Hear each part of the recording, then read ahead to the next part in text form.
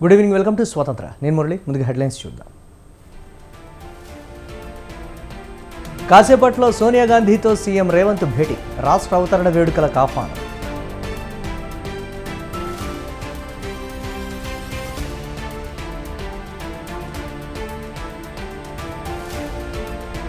మాచర్ల ఘటన వీడియో బయటకు ఎలా వచ్చింది? కూటమి ఏర్పడిన తర్వాత ఈసీ వ్యవహార శైలి మారిందన్న సజ్జల.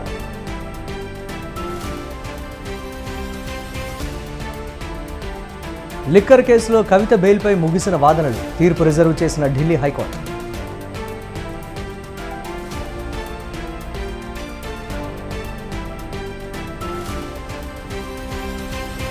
చిన్నారులను విక్రయిస్తున్న అంతర్రాష్ట్ర ముఠా అరెస్ట్, 16 మంది చిన్నారులను కాపాడిన రాచకొండ పోలీసులు.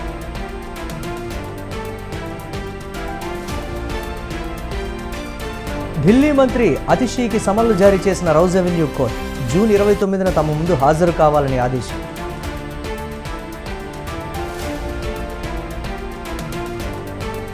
నష్టాల్లో ముగిసిన స్టాక్ మార్కెట్లు, 220 పాయింట్లు కోల్పోయిన సెన్సెక్స్.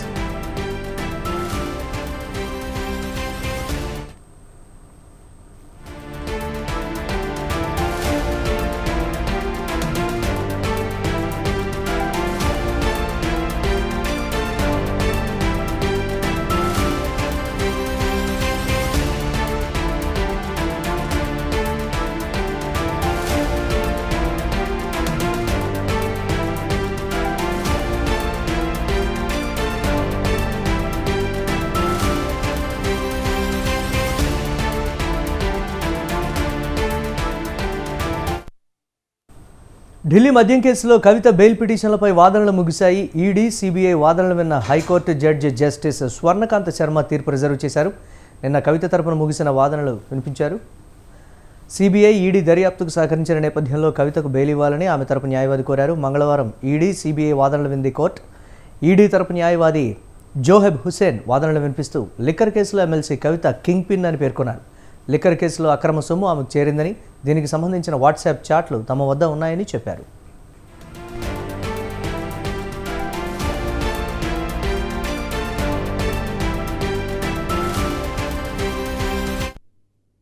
దీనికి సంబంధించి మరిన్ని అప్డేట్స్ మా కరెస్పాండెంట్ పవన్ అందిస్తారు. పవన్, కవిత బెయిల్ పిటిషన్ పైన వాదనలు ముగిశాయి. ముఖ్యంగా ఈడీ, సిబిఐ వాదనలు ఈరోజు ఒక హైకోర్టు జడ్జి ముందు ఒక తీర్పు కూడా దీనికి సంబంధించి వాదనలు వినిపించిన నేపథ్యంలో బెయిల్ ఇస్తే మాత్రము సాక్ష్యాధారాలు కూడా తారుమారవుతాయి. అంతేకాకుండా లిక్కర్ కేసులో కవిత కింగ్ పిన్, ఎందుకంటే ప్రధానంగా ఆమెని ఒక లిక్కర్ స్కామ్ లో ప్రధాన నిందితురాలుగా పేర్కొన్న పరిస్థితి చూస్తున్నాము. ఎందుకంటే లిక్కర్ స్కామ్ సంబంధించి ఒక డబ్బు ఆమె వద్దకు చేరిందనేది మాత్రము పూర్తిగా సంబంధించి తమ వద్ద ఆధారాలు ఉన్నాయి. అంతేకాకుండా వాట్సాప్ కాల్ సంబంధించిన సంభాషణలు కూడా ఉన్నాయని చెప్పి కూడా ఈడీ, సిబిఐ తరఫున వాదనలు కూడా వినిపించారు. ముఖ్యంగా చూస్తే నిన్న ఈ యొక్క బెయిల్ పిటిషన్ పైన కవిత సంబంధించి ఆ యొక్క న్యాయవాదులు కూడా ఈ యొక్క వాదనలు వినిపించిన నేపథ్యంలో ఈ రోజు మాత్రము లిక్కర్ స్కామ్ లో ఈడీ, అంతేకాకుండా సిబిఐ తరఫున ఈ యొక్క వాదనలు వినిపించారు. ఈ యొక్క వాదనలు కూడా ముగిశాయి. అయితే ఈ యొక్క రిజర్వ్ మాత్రము ఈ యొక్క తీర్పు రిజర్వ్ మాత్రము హైకోర్టు ఉంచింది. ఎందుకంటే తీర్పు దీనికి సంబంధించి ఏ గ్రౌండ్స్ లెవెల్లో యొక్క వాదనలు ఉంటాయో దానికి సంబంధించిన పూర్తిగా ఆమె యొక్క తీర్పు కూడా ఇవ్వనుంది ఈ యొక్క కేసుకు సంబంధించి. Right, thanks for updates Pawan.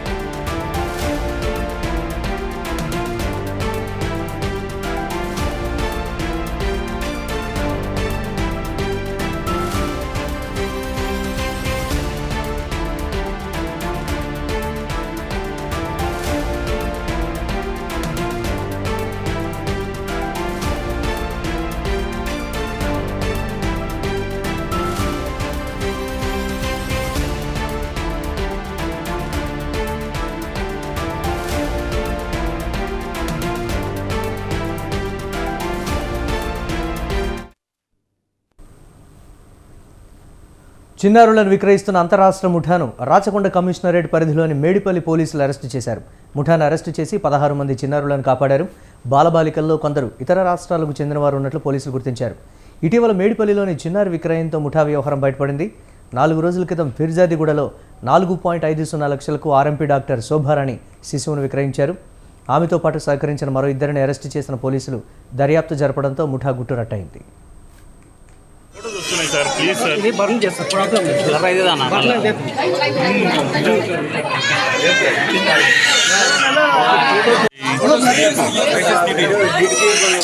ఫోటోలు వస్తున్నాయి సార్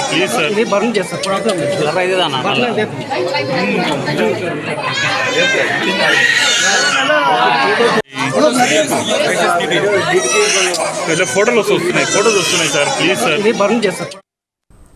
నెల నుంచి 2 ఏళ్ల వయసు పిల్లలను అమ్ముతున్నట్లు తెలిసిందని రాచకొండ సిపి తరుణ్ జోషి తెలిపారు. పిల్లలను విక్రయించే ముఠాతో సంబంధం ఉన్న ఏజెంట్లను పట్టుకున్నామని, మొత్తం 8 మందిని అరెస్టు చేశామని తెలిపారు. ఢిల్లీ, పూణేల నుంచి పిల్లలను తీసుకొచ్చి అమ్ముతున్నారని, ఈ కేసులో మొత్తం 16 మంది చిన్నారులను రక్షించామని అన్నారు. ఢిల్లీ, పూణేలో ఉన్న వారిని పట్టుకునేందుకు ప్రత్యేక బృందం వెళ్ళిందన్నారు.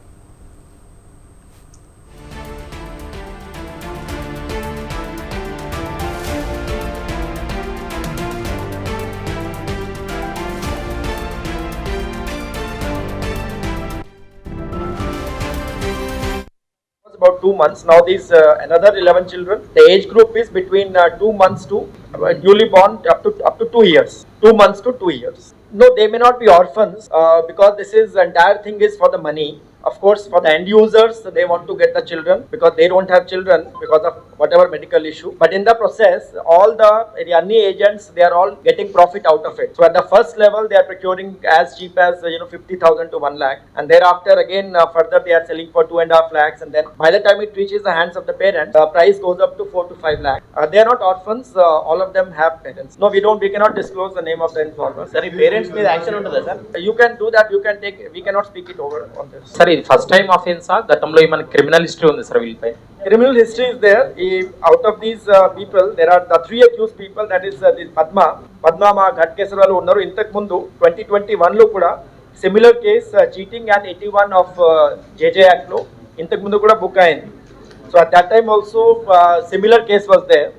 తర్వాత బయటికి వచ్చా మళ్ళీ ప్రాబబ్లీ మళ్ళీ సేమ్ మనీ స్టార్ట్ చేశారు. Recovered 1 child was 23 days and the second child was about 2 months. Now these another 11 children. The age group is between 2 months to newly born up to 2 years. 2 months. గత ప్రభుత్వ నిర్లక్ష్యం వల్లే Osmania hospital కొత్త building పనులు పెండింగ్లో పడ్డాయని professor Kodandaram అన్నారు. Telangana government doctor association ఏర్పాటు చేసిన ఈ సమావేశంలో ప్రొఫెసర్ కోదండరాం పాల్గొన్నారు. చారిత్రక కట్టడం అనే సాకు చూపిస్తూ బీఆర్ఎస్ ప్రభుత్వం నిర్లక్ష్యం చేసిందని విమర్శించారు.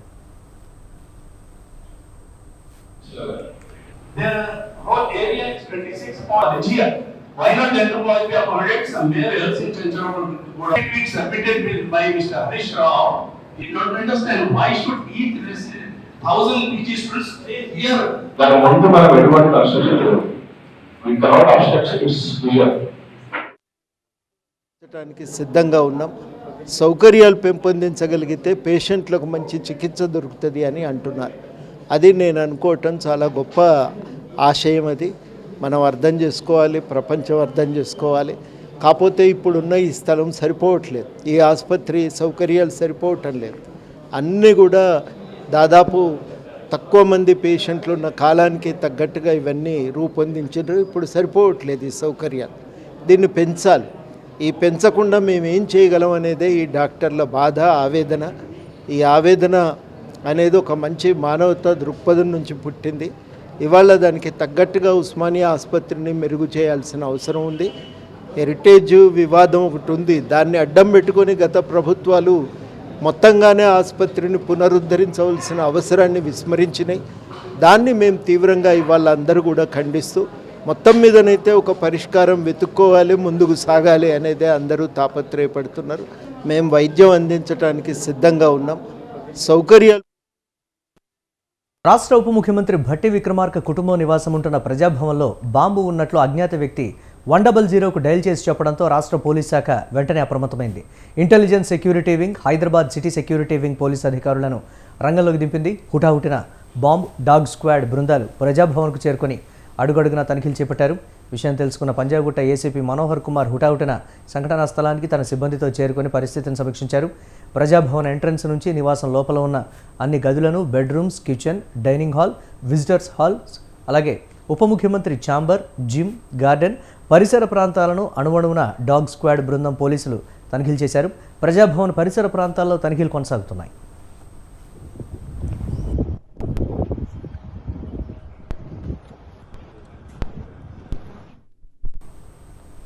ప్రజాభవన్లో బాంబు ఉన్నట్లు ఫోన్ చేసిన వ్యక్తి కోసం పోలీసులు అన్వేషణ మొదలుపెట్టారు. సెల్ ఫోన్ సిగ్నలింగ్ ఆధారంగా కనిపెట్టే పనిలో పోలీసులు రంగంలోకి దిగినట్లు తెలుస్తోంది. ఫోన్ చేసిన వ్యక్తి ఆకతాయ లేక కావాలని ఉద్దేశపూర్వకంగానే ఫోన్ చేశాడా అన్న కోణంలో పోలీసులు దర్యాప్తు చేస్తున్నారు.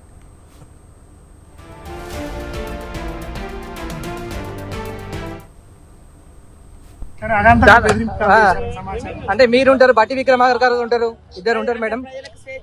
మేడం వచ్చే అవకాశం ఇస్తే అట్లాంటివి జరుగుతాయి. మరి ఏం కావాలని చేస్తున్నాను కొంచెం. అంటే ఉమ్మడి కాంగ్రెస్ హయాంలో వచ్చింది కాల్స్, మళ్ళీ ఇప్పుడు కాంగ్రెస్ హయాంలో వచ్చింది కాల్. మేమంతా స్వేచ్ఛగా ఎవరైనా రాని తెలియదు. ఇప్పుడైతే ఎవరు వచ్చినా ఇక్కడ నుంచి లోపలికి రావడానికి ఫుల్ ఎంట్రన్స్, అంటే స్వేచ్ఛగా వస్తున్నారు. అందరినీ రానిస్తున్నాం, కష్టాలు ఉంటాయని. ఎవరన్నా రాకుండా ఇక్కడ ఒక్కరు నాపంగానే ఇక్కడ వచ్చి డిస్టర్బ్ అంటే లొల్లి పెడుతున్నారు. ఏం తెలియదు, చెకింగ్ చేస్తున్నారు బయట అక్కడ కావాలనే ఉన్నా. వైఎస్ జగన్కు ఎన్టీఆర్ ఆశీస్సులు ఉన్నాయని వైసీపీ నాయకురాలు లక్ష్మీపార్వతి అన్నారు. టీడీపీ వ్యవస్థాపకుడు దివంగత మాజీ ముఖ్యమంత్రి ఎన్టీఆర్ 101వ జయంతి సందర్భంగా ఆయన సతీమణి లక్ష్మీపార్వతి ఎన్టీఆర్ ఘాట్ వద్ద నివాళులర్పించారు. ఆంధ్రప్రదేశ్లో మరోసారి మంచి పాలనే నడుస్తోందని, ఈ సందర్భంగా ఆమె ఆశాభావం వ్యక్తం చేశారు. జూన్ 4 తర్వాత జగన్ సీఎంగా ప్రమాణం చేస్తారని ధీమా వ్యక్తం చేశారు. ఏపీలో మళ్లీ మంచి పరిపాలన వస్తుందని చెప్పారు.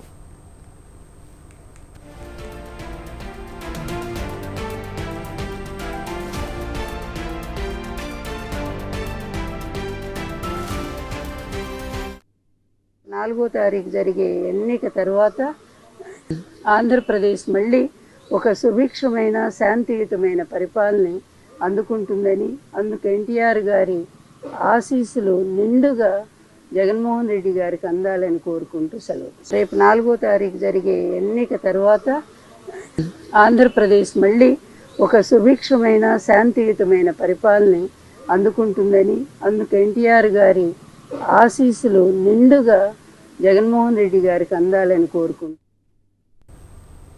ప్రభుత్వ స్కూళ్ల రూపురేఖలు మారుస్తానని మాట మార్చిన కేసీఆర్ వైఖరినే సీఎం రేవంత్ ఫాలో అవుతున్నారా? కనీస మౌలిక సదుపాయాల మీద దృష్టి పెట్టకుండానే విద్యార్థులకు వెల్కమ్ చెప్పేందుకు రేవంత్ సర్కార్ సిద్ధమైందా? నా మనవడు, నర్సయ్య మనవడు ఒకే స్కూల్లో చదవాలని అప్పట్లో కేసీఆర్ మభ్యపెడితే ప్రభుత్వం ఏర్పడి 5 నెలలే అయిందని ఇప్పుడు సీఎం రేవంత్ అంటున్నారు.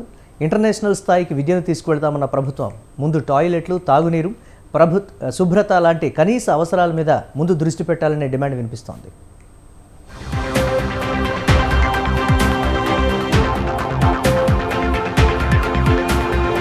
ఎండాకాలం సెలవులను పూర్తి చేసుకొని మరో 2 వారాల్లో విద్యార్థులందరూ కూడా పాఠశాలలో అడుగుపెట్టేందుకు సిద్ధమవుతున్నారు. ఇక తెలంగాణలో కొత్తగా ఏర్పడిన కాంగ్రెస్ ప్రభుత్వం ఎలాంటి స్కూళ్లకు విద్యార్థులకు ఆహ్వానం పలుకుతుందా అనే ఒక అంశం ప్రస్తుతం చర్చనీయాంశంగా మారింది. ఇప్పటికే విద్యాశాఖ మీద అనేక రివ్యూలు చేసిన సీఎం రేవంత్ రెడ్డి ఇప్పటివరకు కూడా ఎలాంటి అధికారికంగా ప్రభుత్వ మౌలిక సదుపాయాల మీద ఎటువంటి అధికారిక ప్రకటన ఇప్పటివరకు అయితే రాలేదు. అయితే మరికొద్ది రోజులు మాత్రమే మిగిలిన సమయంలో అసలు పాఠశాలలో మౌలిక సదుపాయాల కల్పన అనేది ఉంటుందా ఉండదా అనే ఒకటి ప్రస్తుతం ఆందోళనకరంగా మారింది. ప్రభుత్వాలు ఎన్ని మారినా సర్కారు బళ్లపై ఆసక్తిని పెంచలేకపోతున్నాయి. తెలంగాణ వ్యాప్తంగా 30,300 ప్రభుత్వ స్కూళ్లలో దాదాపు 29 లక్షల మంది విద్యార్థులు చదువుతూ ఉండగా 10,000 ప్రైవేట్ స్కూళ్లలో 30 లక్షల మంది విద్యార్థులు చదువుతున్నారు. ప్రైవేట్ స్కూళ్లతో పోల్చుకుంటే ప్రభుత్వ స్కూళ్లలో ఉచితంగా బుక్స్, యూనిఫామ్, భోజనం, విద్య అందిస్తున్నప్పటికీ పేద మధ్యతరగతి కుటుంబాలు ప్రైవేట్ స్కూళ్ల వైపే మొగ్గు చూపుతున్నారు. ప్రభుత్వ పాఠశాలలో ఉన్నంత విశాలమైన ఆట స్థలం, ఆహ్లాదకరమైన వాతావరణం ప్రైవేటు స్కూళ్లలో చాలా తక్కువ ఉంటుంది. గవర్నమెంట్ కంటే ప్రైవేటు స్కూళ్లకు తల్లిదండ్రులు మొగ్గు చూపడానికి కొన్ని కారణాలున్నాయని విద్యావేత్తలు, సంఘాల నాయకులు చెబుతున్నారు.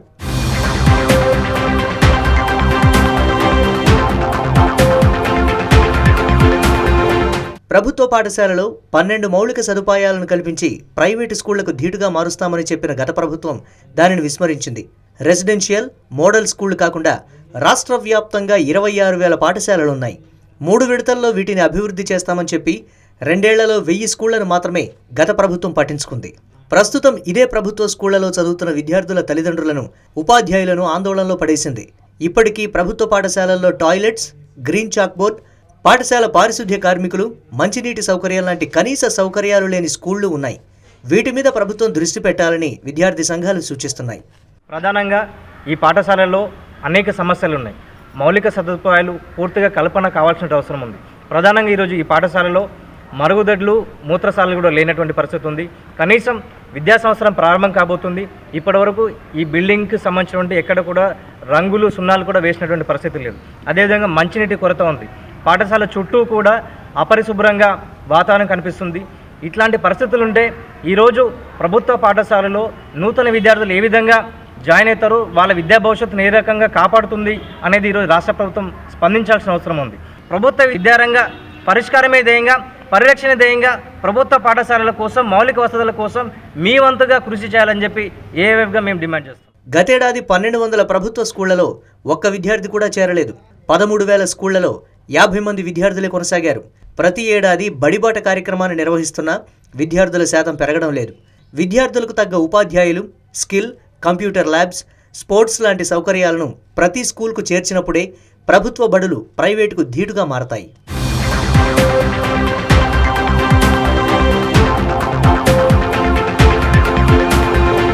జూన్ 12 నుంచి తెలంగాణలో పాఠశాలలు తెరుచుకోనున్నాయి. ప్రభుత్వ స్కూళ్లలో వసతులు ఎక్కువైనా తల్లిదండ్రులు ఆసక్తి చూపడం లేదు. ప్రైవేటు స్కూళ్ల వైపు మొగ్గు చూపుతున్న తల్లిదండ్రులు ఈ ఏడాదైనా గవర్నమెంట్ స్కూళ్లలో తమ పిల్లలను చేరుస్తారో లేదో చూడాలి. దేశ భవిష్యత్తుకు పునాదులు నేటి పాఠశాలలో చదువుతున్న విద్యార్థులే. అలాంటి పాఠశాలలను ఇతర ప్రైవేట్ పాఠశాలతోటి సమానంగా తీర్చిదిద్దినప్పుడే సమాజంలో కొనసాగుతున్న అసమానతలు కానీ ఇతర భేదాభిప్రాయాలను కూడా తొలగించేందుకు అవకాశం ఉంటుంది.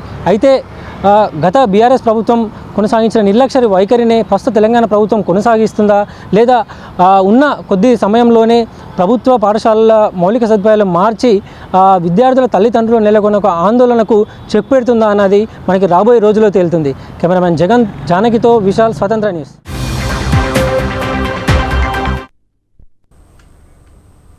మైనారిటీల అభివృద్ధి కోసం కోటా ఇస్తామని విపక్షాలు అంటున్నాయని, యువత ఏమైపోతారని ప్రధాని నిలదీశారు. టెండర్లలోనూ మైనారిటీలకు రిజర్వేషన్లు ఇచ్చేందుకు వారు సిద్ధమవుతున్నారని మోదీ ఆరోపించారు. ఓ బ్రిడ్జి నిర్మించాలంటే వారి ట్రాక్ రికార్డ్, అనుభవం, సాధన సంపత్తులు చూసి టెండర్ ఇస్తారని, వాటిలోనూ మత ప్రాతిపదికన రిజర్వేషన్లు ఇస్తే బ్రిడ్జి కూలితే ఎవరు బాధ్యత వహిస్తారని ప్రధాని ప్రశ్నించారు. కాంగ్రెస్ ఓట్ బ్యాంకు కోసం పోరాటం చేస్తుంటే తాను దళిత, ఆదివాసీ, ఓబీసీల కోసం పోరాటం సాగిస్తున్నారని నరేంద్ర మోదీ అన్నారు. नहीं, ये माइनॉरिटी के लिए कोटा होगा तो मेहनत करने वाला मेरा नौजवान जाएगा कहाँ जी? उनका क्या होगा? दूसरा उन्होंने कहा कि देश में अब जो टेंडर होंगे उस टेंडर में भी वे माइनॉरिटी के लिए आरक्षण करेंगे. मतलब ये हुआ कि आज मान लीजिए कोई कहीं पर बहुत बड़ा महत्वपूर्ण ब्रिज बन रहा है. उस ब्रिज में कौन ब्रिज बनाएगा? तो जिसके पास ट्रैक रिकॉर्ड है, जिसके पास संसाधन है, जिसके पास कैपेबिलिटी है, जो परफॉर्म कर सकता है, सारे उसकी जो रिक्वायरमेंट उसकी पूरी करता है, उसमें कंपटीशन होती है और कंपटीशन में जो निकलता है उसको टेंडर मिलता है. ये कहते नहीं, ये सब बाद में. अब मुझे बताइए, अगर इसी प्रकार से सिर्फ धर्म के आधार पर कोटा दे देंगे, वो ब्रिज बनेगा, लोग मारे जाएंगे तो कौन जिम्मेवार होगा? क्या वोट बैंक के लिए आप आने वाली पीढ़ियों को भी तबाह करना चाहते हैं? तो ये ऐसे विषय थे जो कांग्रेस ने अपनी वोट बैंक की खातिर मैदान में उतारे. तब मेरा कर्तव्य बनता है कि मैं मेरे दलित भाइयों के अधिकार के लिए लड़ूं, मेरे आदिवासी भाई बहनों के अधिकार के लिए लड़ूं, मेरे ओबीसी पिछड़े भाई बहनों के अधिकार के लिए लड़ूं, और इसलिए मैं लड़ाई लड़ रहा. రమాల్ తుఫాను పశ్చిమ బెంగాల్లోనూ బంగ్లాదేశ్లోనూ బీభత్సం సృష్టించింది. తుఫాను బీభత్సానికి 16 మంది మృతి చెందారు. పశ్చిమ బెంగాల్లో కురిసిన వర్షాలకు డజన్ల కొద్ది గాయపడ్డారు. గంటకు 135 కిలోమీటర్ల వేగంతో వీచిన పెనుగాలులకు పలు ఇళ్లు కూలిపోయాయి. విద్యుత్ లైన్లకు తీవ్ర నష్టం వాటిల్లిందని అధికారులు తెలిపారు. భారీ వర్షాలతో జనం ఇబ్బందులు పాలయ్యారు. పలు చోట్ల వర్షపు నీరు ఇళ్లలోకి చేరింది. చాలా చోట్ల ఇళ్ల పైకప్పులు ఎగిరిపోయాయి. చెట్లు, విద్యుత్ స్తంభాలు కూలిపోవడంతో పలు ప్రాంతాల్లో అంధకారం అలుముకుంది. చాలా ఇళ్లలోకి వర్షపు నీరు వచ్చి చేరింది.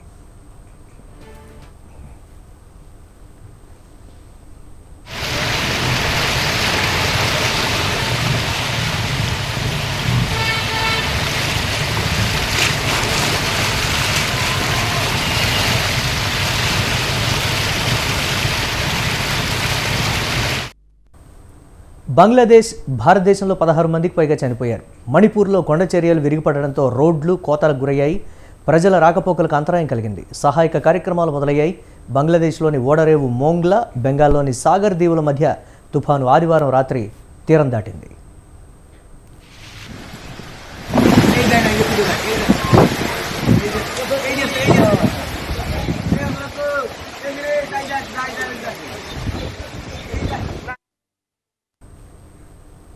కేరళ కోస్తాలో ముత్తలపోళి సమీపంలో ఒడ్డుకు తిరిగి వస్తున్న పడవ బోల్తా పడడంతో 3 మత్స్యకారులు చనిపోయారు. మరో 3 గాయపడ్డారు. సముద్రంలో పెనుగాలుల కారణంగా మత్స్యకారుల పడవ హఠాత్గా బోల్తా పడింది. గాయపడిన వారిని ఆసుపత్రిలో చేర్చారు.